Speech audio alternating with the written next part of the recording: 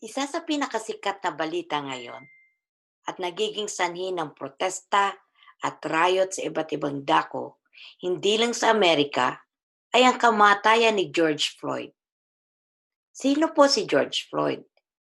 Sino rin si Derek Chauvin, ang pulis na inaakusahan ngayon sa pagkamatay po ni George Floyd? Ito po ang ilan sa mga bagay na nabasa ko. Si George Floyd ay naaresto dahil sa hinala ng pagbabayad ng isang peking bill. So, siya po ay isang suspect sa pagbabayad ng fake na pera. At ang sabi, lumaban siya sa pagpasok sa sasakyan. Ayaw niyang pumasok sa sasakyan. At sadya siyang nagpatumba o lumuhod sa lupa at sadyang dumapa sa lupa. Sa dalawang autopsies, ang nagpakita ay ang pagkamatay ni Floyd ay sanhi ng tumigil ang puso or cardiac arrest. At ang mga significant condition pa na nakita, meron siyang arteriosclerotic at hypertensive heart disease. At nang siya ay nahuli, siya ay lasing sa fentanyl at kagagamit rin lang niya ng methamphetamine or meths na droga. Sino naman po si Derek Chauvin, ang pulis na inakusahan ng second-degree murder laban kay Floyd? Siya ay isang pulis na may 18 mga reklamo sa kanyang opisyal na record. 2 doon ay nagresulta sa disiplina, kasama na ang mga opisyal na titik na pagsaway. Siya ay kasangkot sa 3 pagbaril ng pulisya. Isa sa mga ito ay nakamamatay. Si Chauvin ay nagawaran naman ng mga medalya dahil sa lakas ng loob nito noong 2006 at 2008 dahil sa pagtugis niya sa mga suspek at pagpapaputok dito. Si Floyd at si Chauvin, ayon sa isang may-ari ng isang establishmento, ito po ay isang nightclub, ay nagsabing nagkasama ang dalawang ito sa trabaho bilang mga security guards. Ang hindi lang niya sigurado ay kung nagkakilala sila sa trabaho dahil magkaiba sila ng shift. Kung minsan ay gumagamit talaga si Chauvin ng mga labis na diskarte sa pakikitungo niya sa mga nag-aaway na mga itim na customers nila sa club. Gumagamit daw po ito ng paper spray kaagad-agad kapag mayroong pag-aaway sa customer. Lalo pat kung ito nga ay mga itim. Hindi na po natin isasama dito ang mga records din ng 3 pang mga kasangkot na pulis. Ang kwentong ito ay sapat na upang maunawaan natin ang mga punto na alam kong ibig ng Diyos na maunawaan natin po ngayon. Nasa huling yugto na tayo ng panahon sa ating mundo. Sa palagay niyo po, sino po sa kanila ang may sala o mali? Makatarungan ba ang ginawa ni Derek kay Floyd? Makatarungan din ba na hatulan ng kamatayan si Derek gaya ng hinihinging katarungan ng pamilya ni Floyd? Ganong may hindi rin magandang background si Floyd. At nung oras na siya'y mahuli, siya ay under drugs, siya ay under meth, siya ay under ng fentanyl. At may mga iba pa siyang mga records na kung saan ay nasangkot po siya sa pangloloob ng isang bahay.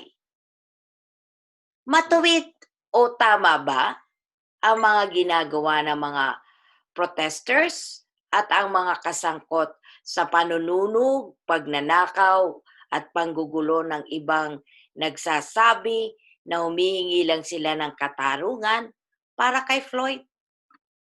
Ang chapter 28 ng Great Controversy ay may pamagat na pagharap sa tala ng buhay o sa English ay facing life's record.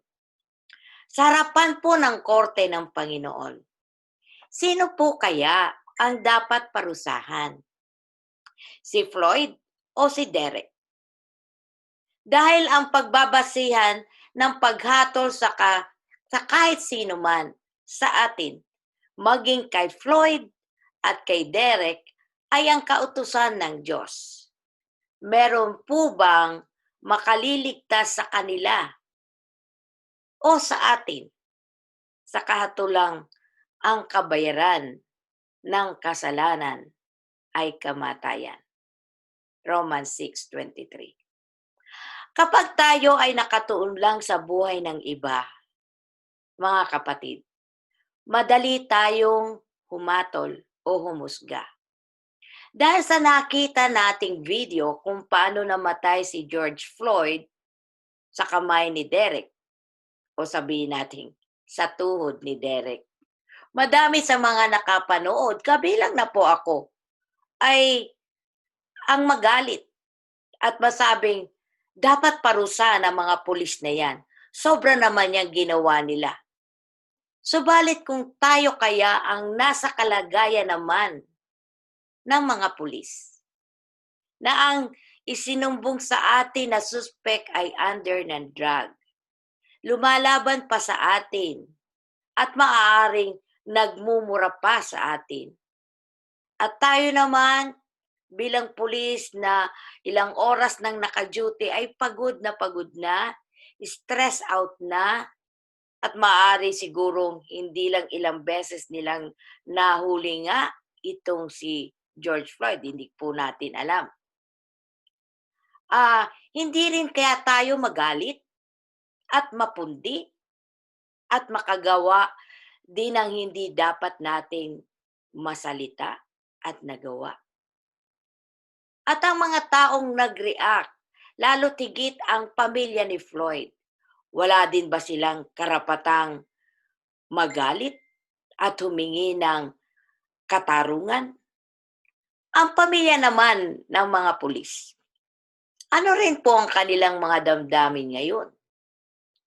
Pero ang lahat nating mga iniisip, sinasalita, ginagawa sa araw-araw, maging ang mga taong ito na nag-aangkin ng katarungan, ano po kaya ang lagay nito natin sa korte ng Diyos? Kahit ang mga taong nagwawalang bahala sa mga nangyayaring ito, ano po ang lagay natin sa tinatawag nating korte ng Diyos ngayon? Mabuti na lang ang tala sa Romans 6:23 ay hindi nagtapos sa ang kabayaran ng kasalanan ay kamatayan, kundi bagkos may idinugtong ang ating Panginoon na sinabi po niya sa pamamagitan ni Apostol Pablo, subalit ang kaloob ng Diyos ay buhay na walang hanggan sa pamamagitan ni Jesucristo na ating Panginoon. Alalahanin po natin, yung salitang kaloob o gift o regalo. Ang original na salita na pinagmulan niyan ay Greek word charizomai. Charizomai. Nakahulugan ay to show favor, to give freely. Malaya itong nagawa at sa makatuwid ay hindi batay sa anumang merito ng isang tumanggap ng kapatawaran. So, ang kaloob na buhay na walang hanggan ng Panginoon sa atin, ay wala sino man sa atin ang may karapatan na tumanggap nito. Subalit ipinagkaloob po ng buong buo ng ating Panginoon sa ating lahat. Habang pinag-iisipan ko po ang malalim na kahulugan nito, sa liwanag na nasa chapter 28 ng Great Controversy, doon ko po napagtanto ang kalagahan na magpasakop tayo ng lubos sa ating Diyos. Ipinaliliwanag muna dito ang isang katotohanan na noong 1844, ang inakala nilang pagdating ni Jesus dito sa mundo ay ang taon pala ng paglipat ng ating Panginoong Jesus doon sa tinatawag na most holy place ng heavenly sanctuary mula sa holy place. Na ang kahulugan noon ay pasimula ng paglilinis o pag-aalis ng mga kasalanan sa sanktuaryo. Ang kahulugan din nito ay ang tinatawag na investigative judgment o pagdinig sa korte. Saan korte, mga kapatid? Sa langit po. Bago bumalik ang ating Panginoong Hesus, tapos na ang hatol dahil mula pa noong 1844, ginagawa na ang pagdinig sa korte. Lahat tayo ay nakadimanda ng paglabag sa kautusan. So, ibig sabihin po, lahat tayo ay nagkasala. At lahat tayo ay may tiyak na hatol ng kamatayan. Di po ba? Sino po ang nagsampa ng reklamo o demanda? Walang iba, si Satanas. Sino po ang mga saksi? Walang iba, ang mga anghel. Ngunit ang mabuting balita, sino po ang ating abogado? Ang ating tagapagtanggol. Walang iba po rin kundi ang Panginoong Hesus. Ang hinihiling lang po niya ay isuko natin ang ating sarili sa Kanya at tiyak na tayo'y mananalo sa kaso. Ating aaminin at ihayag natin sa Kanya ang ating mga kasalanan sapagkat kung ito'y ating pagtatakpan, ikakaila, itatanggi, hindi tayo magtatagumpay. Subalit kung ito'y ating ikukumpisal at tatalikuran, magkakamit tayo ng kaawaan. Proverbs 28:30. Subalit, mga kapatid, sisikaping mabuti ni Satanas na dayain tayo sa kaisipang hindi tayo mababago kailanman at hindi makakapanagumpay. Sa isang banda, mga kapatid, tama naman po siya. Hindi tayo makakapanagumpay, ni hindi tayo mababago. Kung, yun po ay kung ito ay isasandig lang natin sa ating sariling kakayanan. Ang sabi nga po sa atin, ang leopardo kailanman hindi niya kayang magbago ng kanyang balat. Tayo pa, di natin pwedeng mabago ang ating mga pag-uugali. Subalit, purihin po ang Panginoon. Pangako po niya sa atin ng ating abogado, ng ating tagapagligtas na si Jesus. Ang kanyang biyaya ay sapat at may kapahingahang nakalaan sa ating lahat. Kapahingahan po sa ano? Kapahingahan sa paggawa ng kasalanan.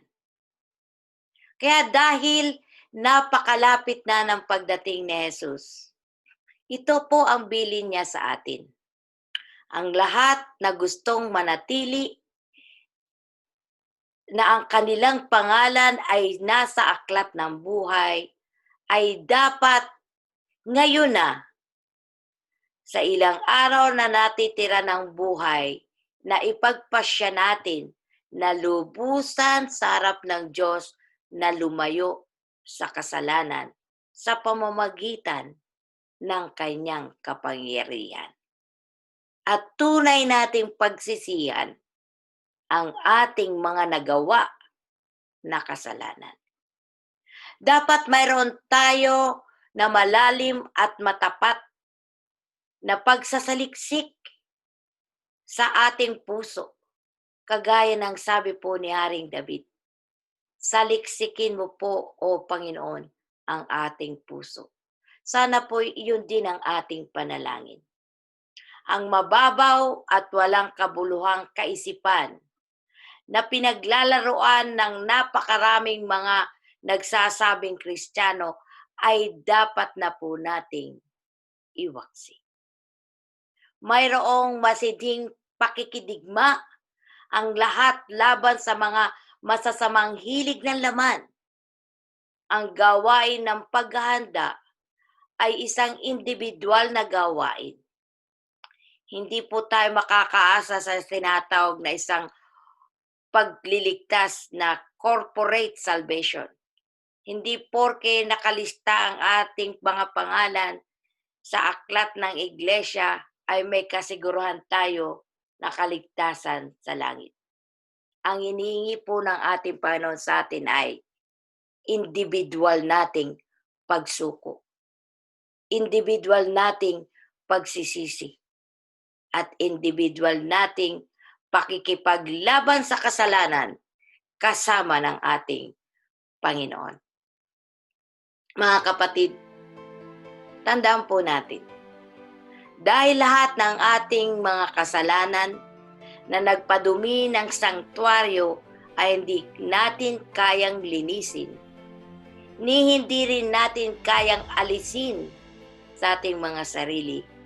Si Jesus po lamang ang gumawa para sa atin.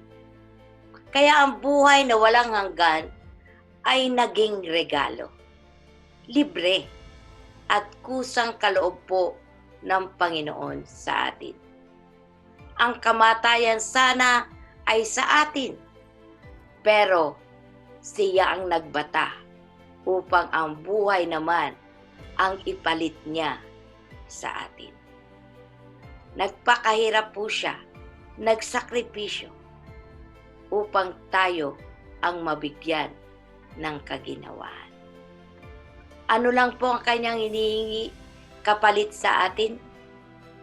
Ang hinihili lang po niya sa atin ay lubos na pagpapasya na piliin natin siya, na ating isuko ng buong buo ang buhay natin sa Kanya. At yun po ay dapat nating gawin ngayon na. Maraming salamat po mga kaibigan at mga kapatid. Pagpalain tayo ng Panginoon sa gabing ito.